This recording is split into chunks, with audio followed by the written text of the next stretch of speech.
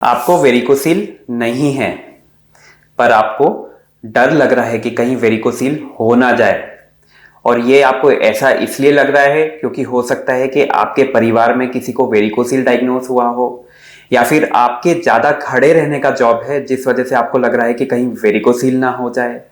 या फिर कभी आप जब जिम जाते हैं तो जब हेवी वेट लिफ्टिंग करते हैं तो आपके अंडकोश में या टेस्टिस में दर्द रहता है, जिस वजह से आपके मन में डर है कि कहीं ये वेरिकोसील तो ना हो।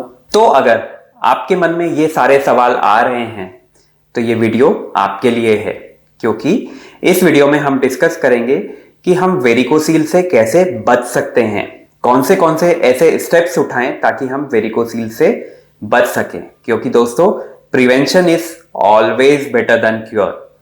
नमस्ते दोस्तों, मैं डॉक्टर अर्पित टोंक, इंटरवेंशनल रेडियोलॉजिस्ट लखनऊ।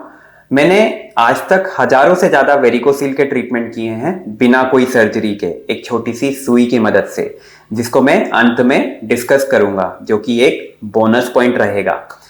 तो दोस्तों, वीडियो में अंत तक बने रहिएगा ताकि आपको ये बोनस पॉइंट भी समझ में आ जाए कि ये आधुनिक ट्रीटमेंट क्या है। तो दोस्तों, सबसे पहले हम आते हैं कि ऐसे कौन से कारण होते हैं जिस वजह से वेरिकोसील होता है और हम इससे कैसे बच सकते हैं। सबसे पहला, अगर आपका ज्यादा देर खड़े रहने का काम है तो वेरिकोसील की समस्या बन सकती है, वेरिकोसील डिजीज बन सकती है। तो हमें क्या करना है?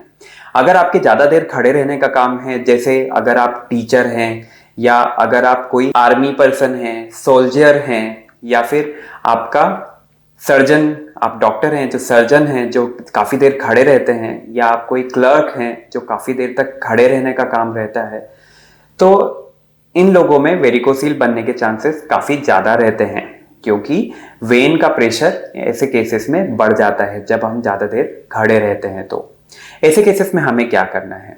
ऐसे केसेस में अगर हमारा ज्यादा देर खड़े रहने का काम है तो हम बीच में थोड़ा चल लें, या फिर बीच में थोड़ा बैठ के पैर ऊपर रख के आराम कर लें, क्योंकि ज्यादा देर आप खड़े रहोगे तो वेरिकोसील बनने की समस्या बढ़ सकती है।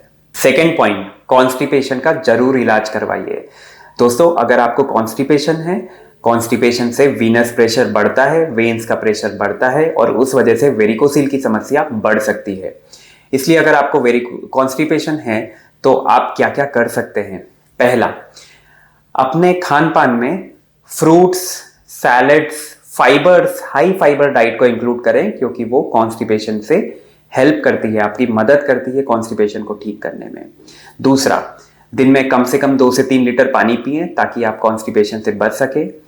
तीसरा, अगर इन सब चीजों से भी आपका कॉन्स्टिपेशन ठीक नहीं हो रहा है तो आप अपने नियर बाय डॉक्टर से जरूर मिलें ताकि आपके कॉन्स्टिपेशन को ठीक किया जाए और आपका वेरिकोसील जो हो वो होना। तीसरा, हेवी वेट लिफ्टिंग सही तरीके से करें। दोस्तों, अगर आप डेड लिफ्ट्स या स्क्वाट्स या क्रंचेस करते हैं तो वो बिना बेल्ट के ना करें, बिना ट्रेनर के बिना बिल्कुल ना करें, क्योंकि हेवी वेट लिफ्टिंग में अगर गलत तरीके से किया जाए तो वेरिकोसील की समस्या हो सकती है, आपके अंडकोश में या टेस्टिस में दर्द बढ़ सकता है। चौथा, फैट या ओबेसिटी, मोटापा से निजात पाएं।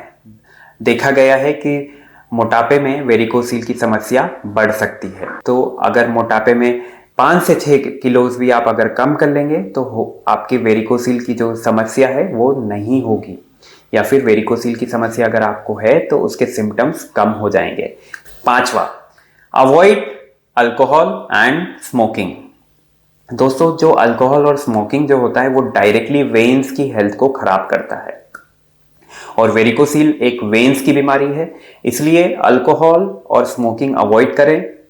अगर आप अल्कोहल और स्मोकिंग अवॉइड करेंगे तो वेरिकोसील होने की समस्या या चांसेस बिल्कुल कम हो जाएंगे। दोस्तों, आज के इस युग में, इस आधुनिक युग में, अब वेरिकोसील का इलाज बिना सर्जरी के किया जाता है, जो कि एक बोनस पॉइंट है। इसमें हम एक बिना कोई काटा पीटी किए, बिना कोई चीरा लगाए, बिना कोई सर्जरी किए, एक छोटी सी सुई की मदद से उस वेन के अंदर जाते हैं जो वेन खराब है, और उस वेन को बंद कर देते हैं ताकि वेरिकोसील ठीक हो जाए। अब ये आधुनिक तरीका कि क्या क्या फायदे हैं, ये सर्जरी से बेटर क्यों है? पहला, इसमें कोई अनेस्थीसिया नहीं दिया जाता। दूसरा, ये डे केयर प्रोसीजर है, मॉर्निंग में प्रोसीजर करके 2 घंटे बाद पेशेंट को डिस्चार्ज भी कर दिया जाता है। तीसरा, इसमें रिकवरी बहुत फास्ट होती है, पेशेंट उसी दिन से अपने रूटीन काम शुरू कर सकता है। चौथा, इसमें रिस्क या कॉम्प्लिकेशंस बिल्कुल ना के बराबर है, इसमें कोई चीराफाड़ी नहीं करते, इसलिए रिस्क बिल्कुल नहीं है, कॉम्प्लिकेशंस के चांसेस बिल्कुल 0 के बराबर है। ये फायदे हैं वेरिकोसील एम्बोलाइजेशन के। तो अब हम वापस से आते हैं 6th पॉइंट पे, छठे पॉइंट पे। अभी तक हमने 5 पॉइंट्स डिस्कस किए हैं कि वेरिकोसील किस कारण से बढ़ सकता है। अब हम छठे पॉइंट पे आते हैं। टाइट अंडरवेयर्स, हीट, गर्मी और मोबाइल रेडिएशन और लैपटॉप हीट, ये सारी चीजों से आपको बचना है। अब वो क्यों? दोस्तों, स्क्रोटम की बनावट ही ऐसी है कि उसके अंदर जो टेस्टिस होती है उसको कोल्ड टेम्परेचर दिया जाए। अगर टेस्टिस में गर्म टेम्परेचर होगा तो टेस्टिस में जो स्पर्म्स बनते हैं उसकी क्वालिटी और क्वांटिटी खराब होने लगती है, वेरिकोसील होने के चांसेस बढ़ जाते हैं और पेशेंट को काफी दिक्कतें हो सकती हैं। इसलिए टाइट अंडरवेयर्स ना पहने, गर्म पानी से, ज्यादा गर्म पानी से ना नहाएं। अगर आपको वेरिकोसील है तो गर्म पानी से अवॉइड कीजिए।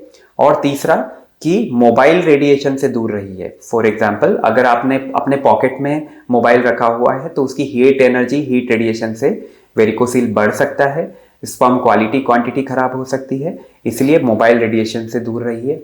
चौथा, लैपटॉप कभी अपने गोद में रख के मत काम कीजिए, लैपटॉप को टेबल में रख के काम कीजिए, क्योंकि लैपटॉप से जो हीट निकलती है वो भी डायरेक्टली अफेक्ट करता है स्क्रोटम या अंडकोश के टेम्परेचर को, इसलिए आपको इन चीजों का ध्यान रखना है। पर अगर आपका वेरिकोसील बढ़ चुका है, आपका वेरिकोसील का ग्रेड 3-4 हो चुका है, आपके स्पर्म की क्वालिटी और क्वांटिटी खराब होने लगी है, तो आपको ट्रीटमेंट की जरूरत है। आपको अपने नियर बाई इंटरवेंशनल रेडियोलॉजिस्ट से जरूर मिलना चाहिए, जो आपका ट्रीटमेंट बिना कोई सर्जरी के एक छोटी सी सुई की मदद से करेगा, जिसे कहा जाता है वेरिकोसील एम्बोलाइजेशन। मैंने वेरिकोसील एम्बोलाइजेशन के काफी वीडियोस बनाए हैं, काफी डिटेल में समझाए हैं अपने चैनल पे, तो आप उस चैनल में देख सकते हैं वेरिकोसील के वीडियोस, ताकि आपको सारी इंफॉर्मेशन मिल सके। और फ्यूचर में ऐसे इंफॉर्मेटिव वीडियोस मिलने के लिए आप मेरे चैनल को सब्सक्राइब कर लीजिए, ताकि आपको कोई ऐसी जानकारी मिस ना हो जो कि काफी इंपॉर्टेंट है, आपके लाइफ से रिलेटेड है, आपके हेल्थ से रिलेटेड है।